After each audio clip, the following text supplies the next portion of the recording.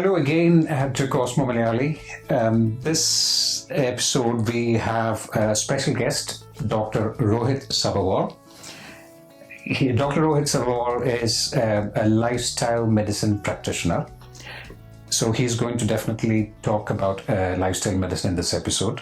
This is something relatively new when you compare to the other branches of medicine. So Dr. Sabharwal is a general practitioner in Scotland. When you say general practitioner in Scotland or in the UK, it pretty much means you're a family physician. That basically means that he's got the clinical experience of seeing pretty much all disease processes within the community as well. Dr. Sabharwal did his medicine and he was a Bachelor of Anatomy. And is that Glasgow University? Yeah, it was. Yeah, University of Glasgow. And you did your postgraduate diplomas in obstetrics and gynecology and geriatric medicine. Yeah. You also done your member of Royal College of General Practitioners, MRCGP. You also did your diploma in health coaching and nutrition.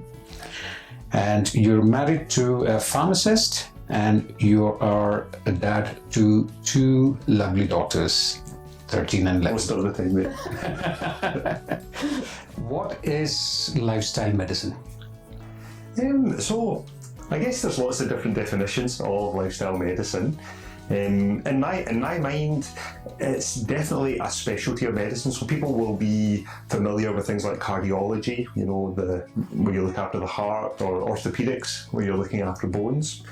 Lifestyle medicine is where you're really focusing on the lifestyle factors that are playing a role in a person's health. And for me, working as a GP or a family doctor based in the UK, there have been studies that show maybe up to 80% of patients who come and see us are actually presenting because of a medical condition that has been affected by lifestyle factors. Okay. So if we know a lifestyle factor has led to someone becoming unwell, we need to take some sort of action about that. I think in the past, probably, we would give people health advice and we would sort of say, do this, you go and do this amount of exercise or go and eat 5 portions of veg a day. Yeah.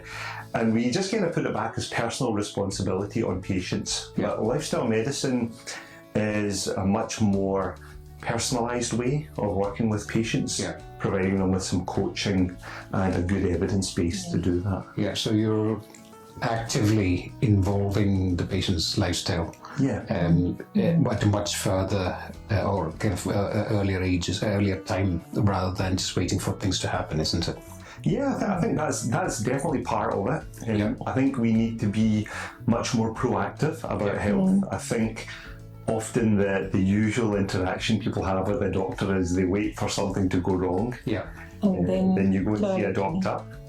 We say, right, we'll fix it with this tablet or this, and you send people on their way. Yeah. But I think that there's 2 ways that lifestyle medicine can help. One is, well, let's not just fix the thing that's wrong, let's look at why did it go wrong, and can we try and look at those factors as well. And also, it's a way to try and help people avoid becoming unwell in the first place. It's more preventative as well, isn't it? Absolutely. Yeah. So does it involve just health advice or does it involve active treatment as well? Yeah, there are different ways to look at it. The British Society of Lifestyle Medicine have a definition of what lifestyle medicine is. So we really look at 6 pillars or 6 foundations or areas that we would always focus on when we are thinking about lifestyle medicine. So they are nutrition. The food that we eat has a massive impact on how we feel, and probably the change in diet, especially in Western countries over the last 50 years has had a huge impact on people's health. So nutrition is key. We would look at movement. So not just exercise. Exercise is sometimes a term that puts people off. I don't want to do any exercise, but just getting people moving, and really small changes can make a big difference. So movement would be number 2. We think about sleep. Sleep is like the most fantastic thing that you can do to reset your health every day, I think. So focusing on sleep quality. Mental well-being is really important, so stress management. And then you would also always think about things like community, a bit like you're creating with this podcast. You're connecting people, sharing ideas, so healthy relationships. Yeah. And then finally, the sixth pillar is kind of removal of toxic substances. So we would think about things like smoking, alcohol, but you also have to think about things like, you know, what's maybe the environmental pollution that you're exposed to. And then my role as a doctor is to try and listen to a patient and take a normal medical history. You know, a patient comes in, it's no different seeing me to seeing another doctor, but I'll be really listening for what are these other factors that we could look at to try and help. It's more holistic, isn't it? Like, definitely, I always hear like there's lots of analogies, but it's a bit like if you have a leak in your roof, the water is coming in. So the first thing you're going to do is you're going to put a pan under that to stop that water. Yeah.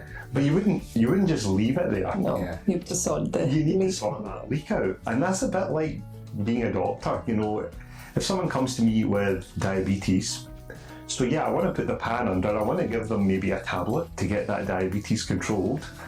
But if I don't do anything about why that diabetes happened, why that leak happened, we're going to need another pan, we're going to need towels, and that's not the answer. So that's really why I think lifestyle medicine does have such a role to play in healthcare for people. Okay, right.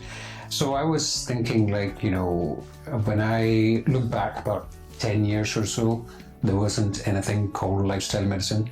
So why lifestyle medicine the last few years? Why did it come just now? Yeah, I think it's always been there. When you look, especially in America, there have been lifestyle medicine societies for a long time, and lots of people practicing in this kind of, we call it a holistic way, so taking account of all the different factors that can play a role in health. But I think it's becoming more popular. Probably social media has allowed people to connect. I probably felt I was quite interested in this probably for the last 10 years, I would say. Okay. And I think I felt a bit strange as a doctor. You know, my colleagues would sort of be a bit like, well, okay, we'll let Rohit kind of carry on and do what he's doing. But I probably felt a bit isolated. But when you have social media and you can connect with other practitioners, you know, you grow a community. And I think you see such a benefit.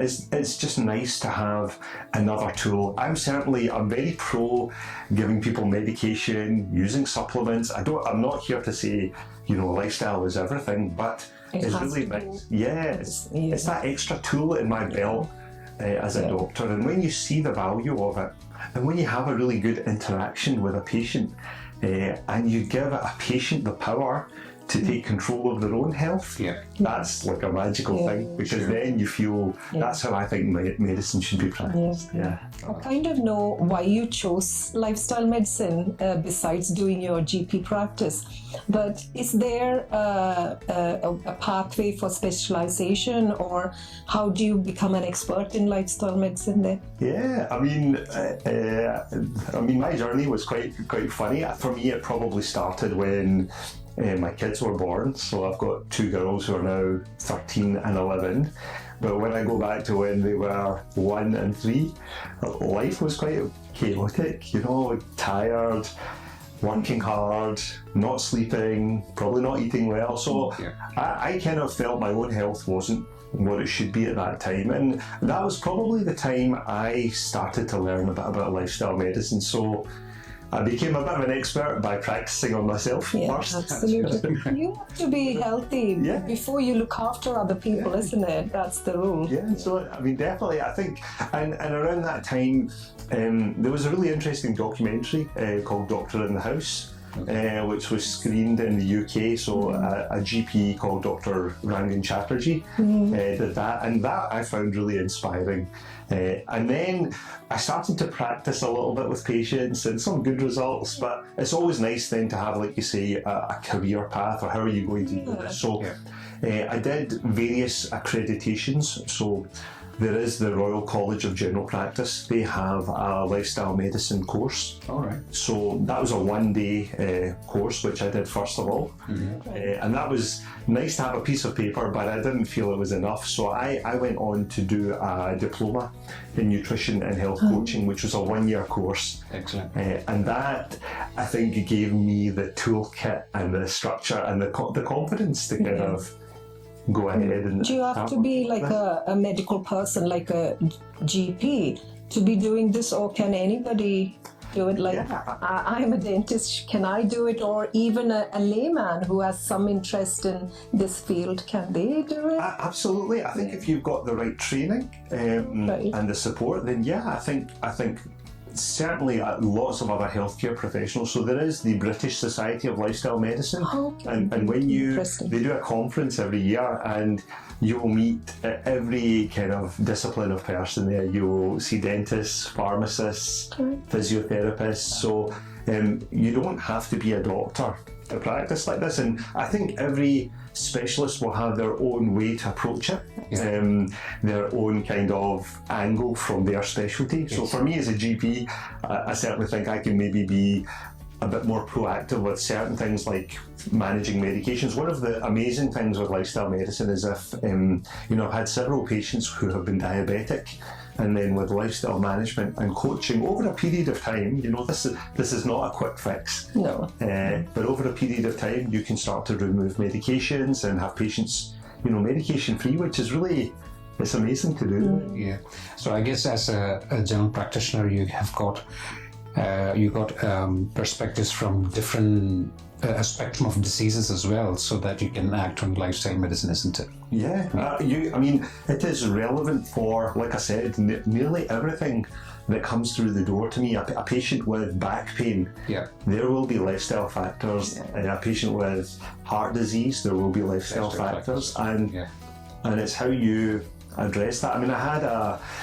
We do group consultations in our practice now, so we bring in a group of diabetic patients and we work with them over 16 weeks to try and help them. And I had a lovely guy who attended the first session, and as we're talking, he kind of starts to tell me his story. He'd actually been a very well-controlled diabetic, but his control had really kind of just gone downhill over the preceding 9 months, and you start to think, well, what's going on here? We're going to treat this with some medication, but what's actually going on? And he had a stroke, so his movement was not as good as it used to be.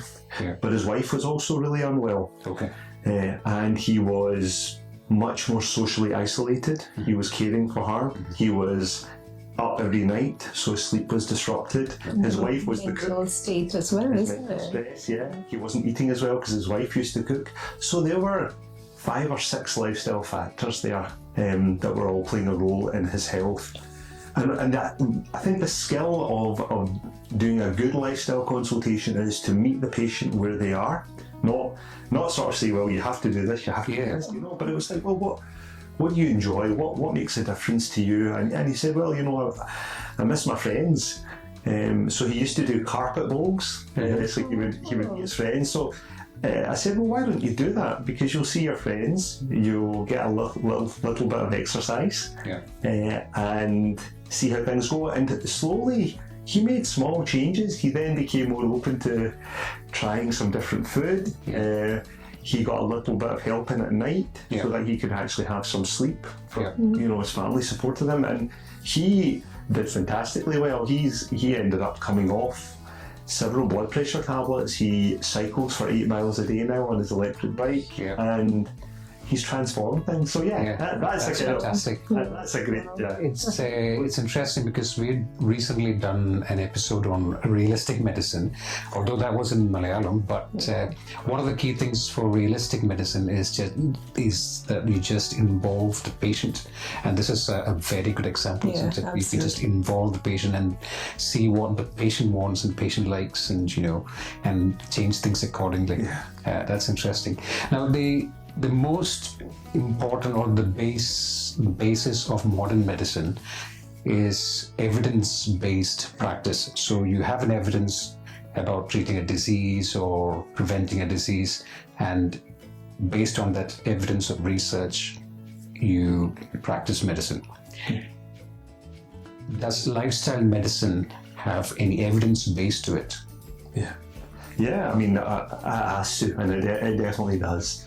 I think that's one of the core kind of principles in the definition of lifestyle medicine, is that it should be these 6 pillars. It should be person-centred, just as we talked about, and it must be evidence-based as well. So all the interventions that I would suggest, there are studies to back up that they do make a difference to people's health. Okay. I think that the thing, just even going back to that point though, is that, I think we all know what are the healthy things we should do. We all know we should eat 5 or 7 portions of fruit, veg. We should do this amount of exercise. But it's actually, how do you execute that, and how do you do that? And that's where it's about meeting the patient in the right place. But that's the very person-centred part. But yeah, within the evidence base, there are many studies that have been done to show all these interventions around these 6 pillars can make a difference. And the great thing also is, generally with lifestyle medicine, if I make a suggestion on diet or on exercise, you're very unlikely to cause any harm to a patient. Exactly. Often when we give medications, there's a risk that, there are pros and cons, whereas the vast majority of lifestyle intervention is very safe for people to do. So it's mostly benefits rather than risks, isn't it? I think, you'll always have to be a little bit careful. For example, we sometimes talk about using intermittent fasting with diabetic patients. But you would have to be really careful what medication are they already taking, and how do you support them to do that. So it's not completely risk-free, but compared to a lot of things we do. You shouldn't just do over-exercise or go and do something really stupid and exercise and make yourself injured or anything. But there's risk for everything. But overall, the benefits are mainly more prominent, isn't it? I think so. It's good. I know in your practice you have got a lifestyle medicine clinic, and how does that run? Yeah, so I mean, I'm lucky that I work in the NHS and I work privately as well. So I've got lovely colleagues who are very supportive to me in my NHS practice, and I run the group consultations we spoke about a wee bit earlier. So I do that on a regular basis for patients. But I also have my own clinic, which is the Aspire Health Clinic. And that was just born out of the passion to do a bit more of this kind of work, and I often think we are just a bit too late to take action about our health. So the Aspire Health Clinic is there to try and close that gap and meet that need that I think people have. And the way I like to work there is I will do a kind of health MOT with people. So people would often come and see me. They may have some health concern, it may be a family history worry, or they may have a condition already, but we would have a discussion. I often take blood tests because I think it's important to see where are you, what's your baseline. And then I would make recommendations around possibly medications required, supplements required, and lifestyle advice. And I can work with people over maybe a kind of 3-6 month period of time. And then we reassess. So I actually do a lot of work. I think maybe again from my story, I actually find I do a lot of work with dads who maybe their health isn't what it used to be. They're now in their 40s and they really want to make a change, because I think it's all about why are we worried about health? It's so that we can have the moments, the time with our family later on. And sometimes you can just fall off that wagon, and so it's kind of working with people like that. If you obviously you are in an NHS practice, and if I'm not registered in your practice and I wanted to come and see you, can I ring the practice, and do I need to join the practice, or do I have to see you in your private practice? How does that work? Yeah, the NHS rules are our practice has a kind of defined postcode area. So anyone within that postcode could register at the practice and can see me, and I can support them that way. But anyone outside that, I have the Aspire Health Clinic, and I offer that as a kind of face-to-face option, or that can all be done remotely as well. So we'll be giving all the links and descriptions, sure. details in the description, You right? do have a website. We've got a website, www.aspirehealthclinic.co.uk, and I'm quite active on social media as well. So Instagram page. Instagram is at Dr. Sabharwal, and then Dr. Rohit Sabharwal on LinkedIn as well. Fantastic. That's good. No, we'll definitely post those in the description. Okay. Good. So. Right, so that brings us to the end of this episode. We hope you enjoyed it. So definitely you can find more details about Dr. Sabharwal's health clinic in the details in the description. If you have any comments, please do write them, and if there's a feedback about this episode, please do write that as well. And of course, feel free to share this episode as well. But thank you very much, Dr. Sabharwal.